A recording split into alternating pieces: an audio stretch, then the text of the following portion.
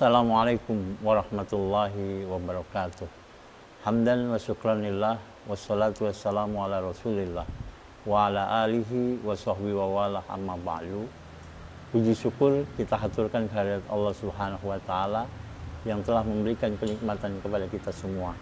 Salawat dan salam tercurah kepada baginda Nabi kita Muhammad sallallahu alaihi wa alihi wasallam serta keluarga, sahabat dan pengikutnya yang senantiasa istiqomah hingga akhir zaman.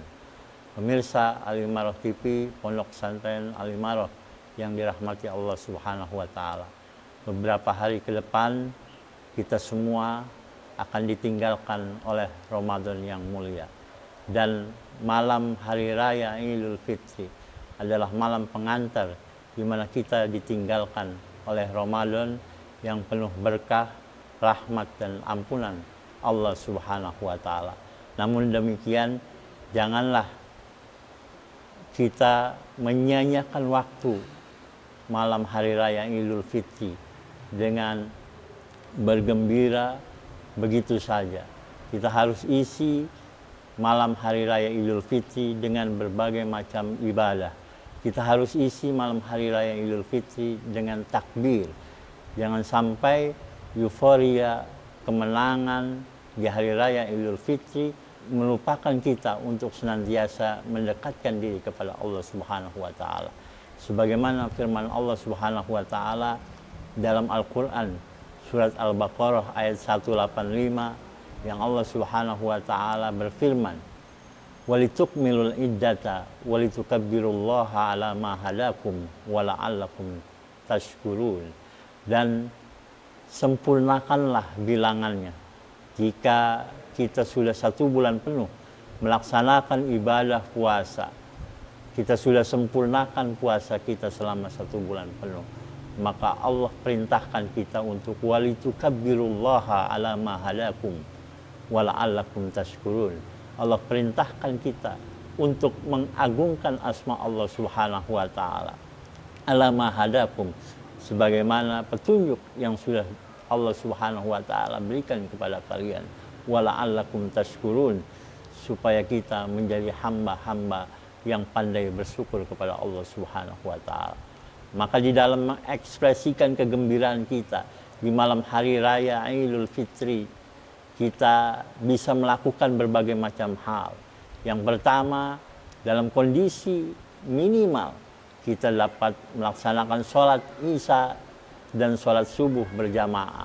Setelah sholat Isya dan subuh berjamaah, kita mengagungkan asma Allah dengan bertakbir, Allahu Akbar, walillahil hamd, dan seterusnya. Kemudian ketika kita bisa meluangkan sedikit waktu di malam hari raya Idul Fitri, kita berbondong-bondong untuk menuju masjid, sebagaimana yang dikuatkan oleh Imam Syafi'i bahwa para masyayikh, para tokoh agama, para ulama, kiai yang ada di kota Madinah ketika memasuki malam hari raya Idul Fitri, mereka berbondong-bondong menuju masjid untuk bertakbir, berzikir, berdoa, mengharap keridhaan Allah Subhanahu wa Ta'ala.